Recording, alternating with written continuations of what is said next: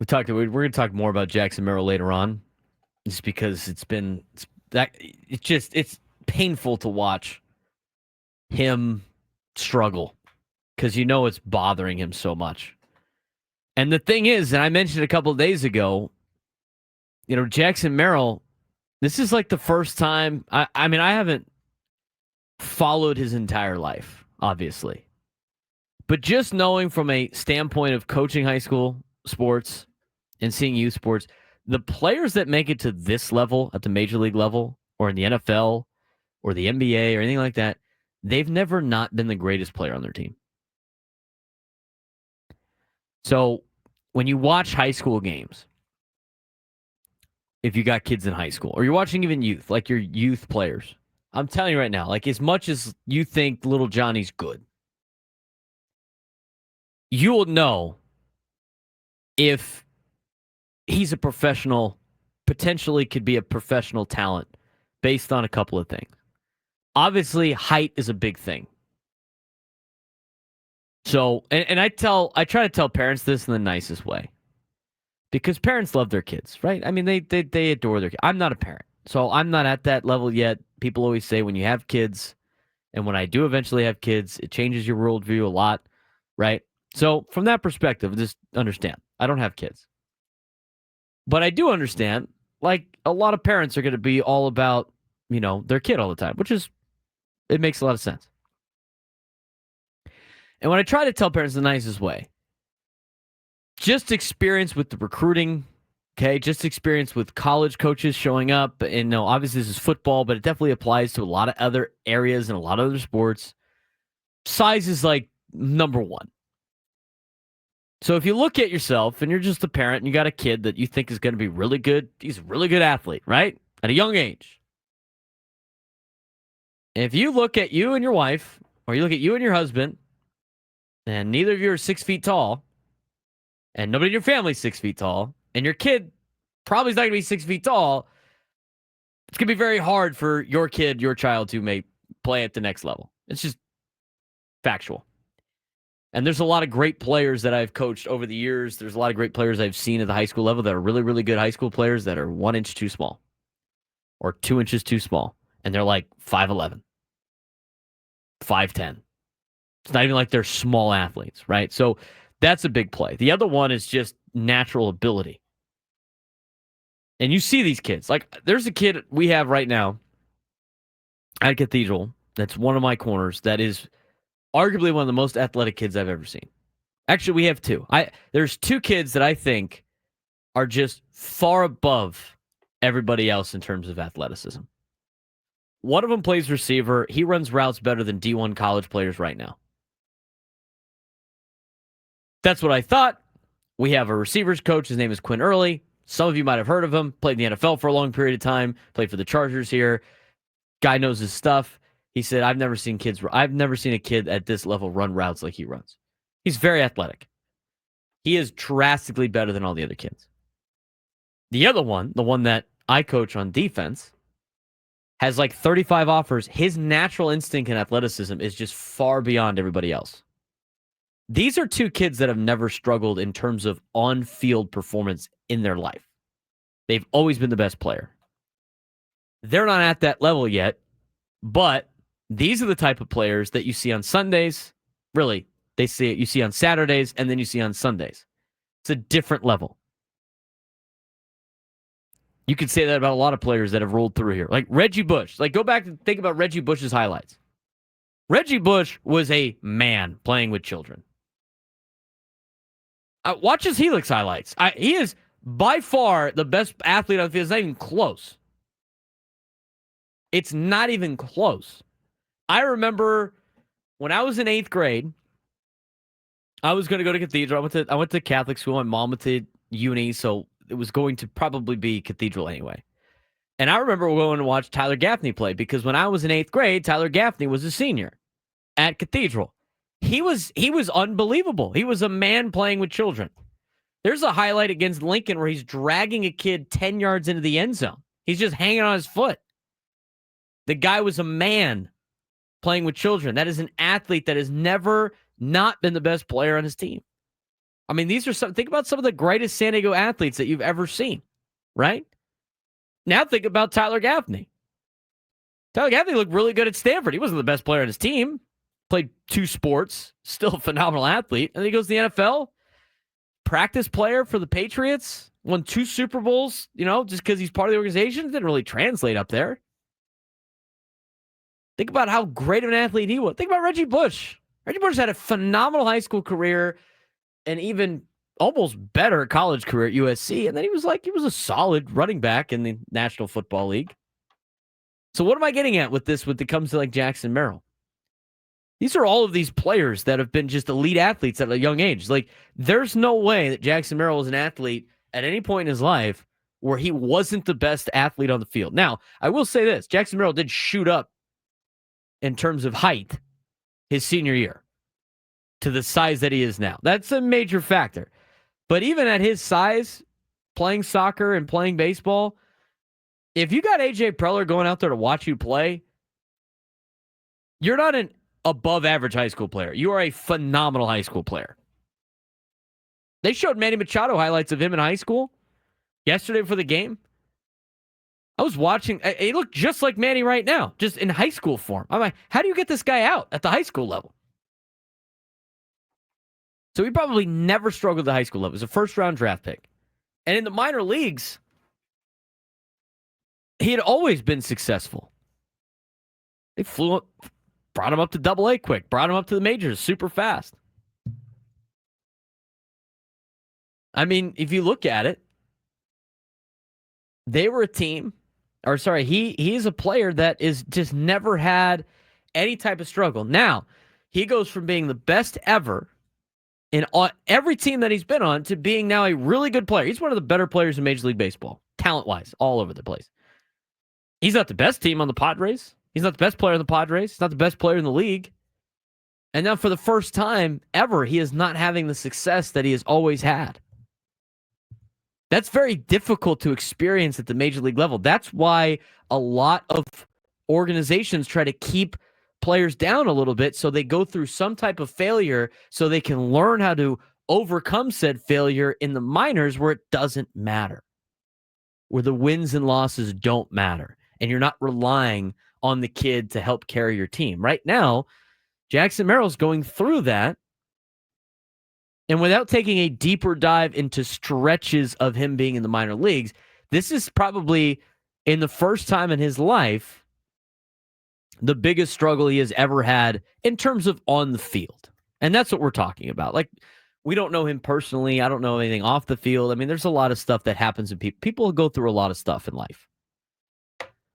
Everybody's got their own problems they have to deal with in life, and you got to get through it. I mean, I was talking to a friend the other day that had a XYZ all happen at once, and it comes all at once, and it's just a different, trying to get through your problems is tough. And we all got them. I mean, I'm sure there's a lot of people driving around right now that have a lot of stuff on their plate that they're trying to handle. But this is strictly on the field. This is the first sign of on-field adversity for this kid. And he's trying to make plays. He's trying to help carry the team. He obviously is a very competitive individual. He's trying to overcome all of these things as a 20-something-year-old kid in the highest level of professional baseball. The highest level of baseball on the planet is where he's struggling and trying to figure things out. That's a very difficult task to do.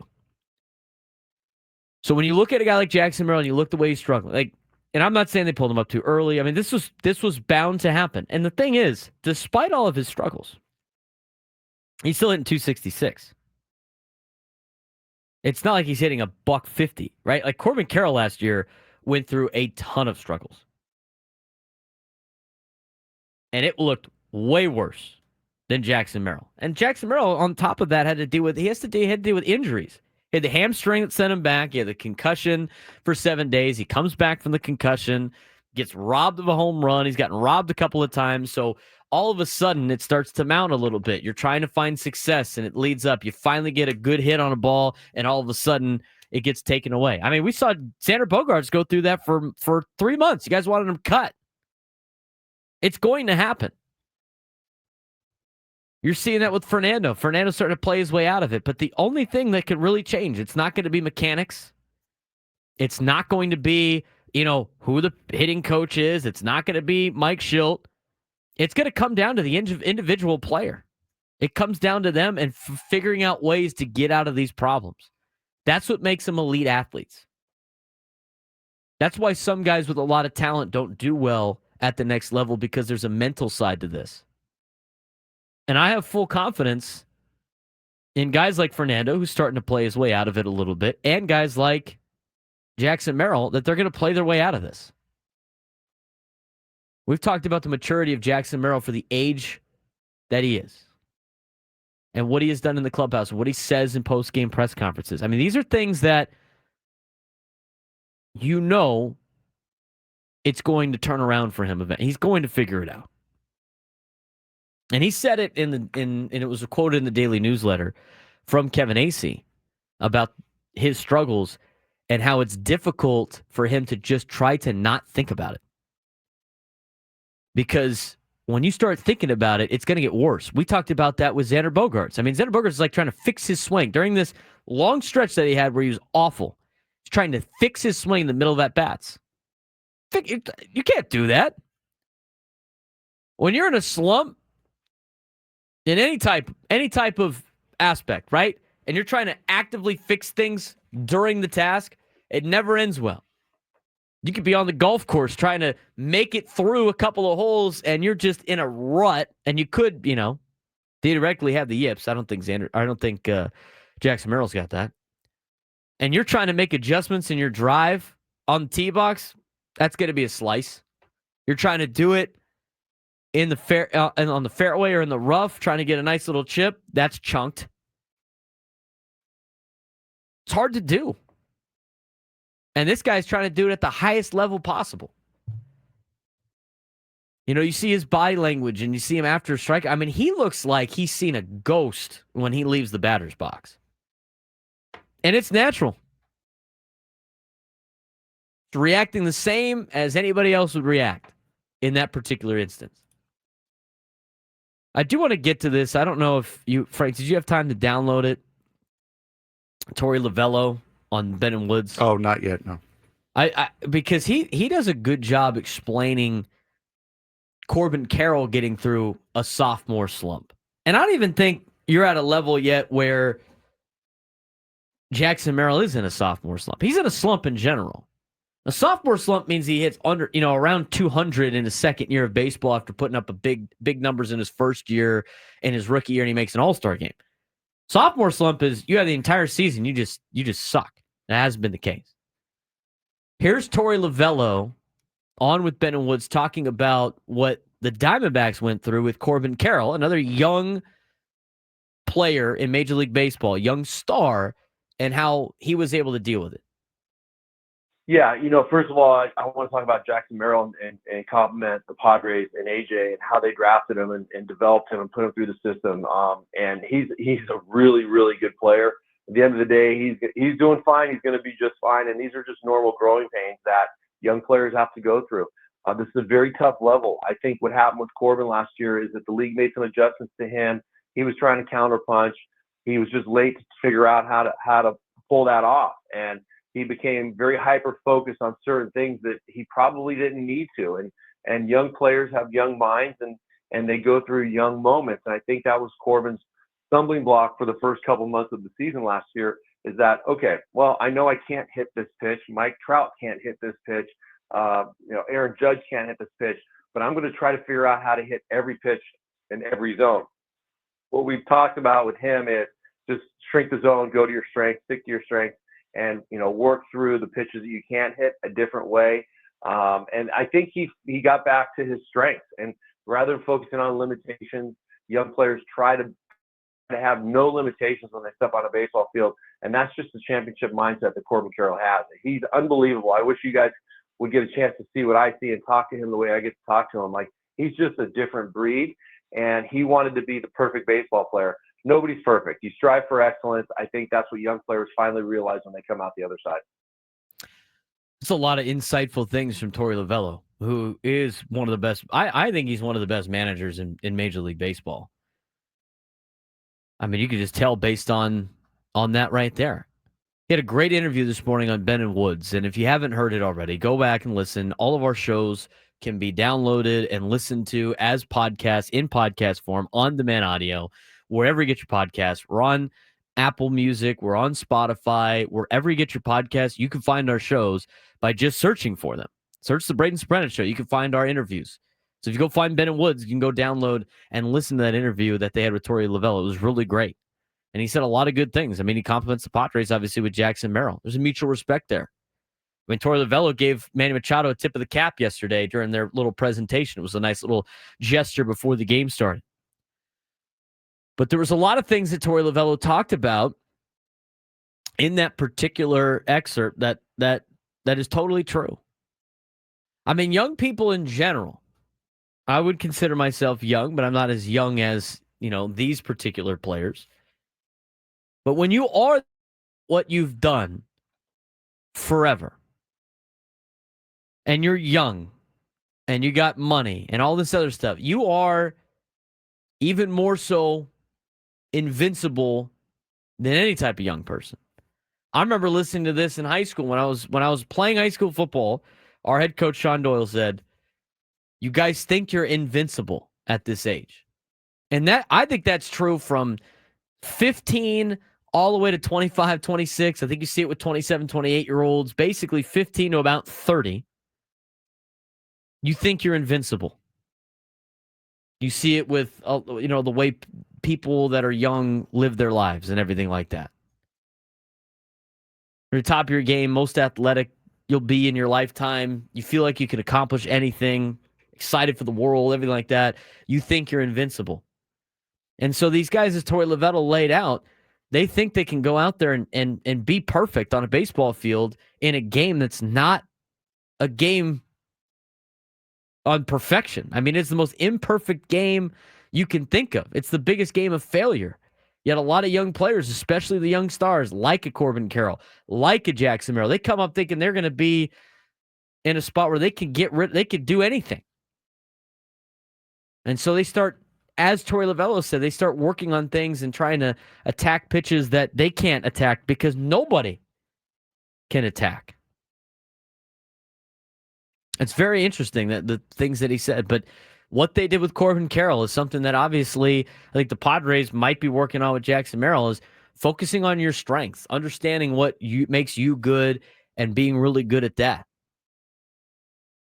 And once those players, these young guys, figure that out, they get back to being locked in on the season. They get back to being locked in and being back to those players that they were when they first came up. The league's going to adjust to you. I mean, there's a lot of people in Major League Baseball making a ton of money figuring out ways to get guys out and figuring out ways to win baseball games.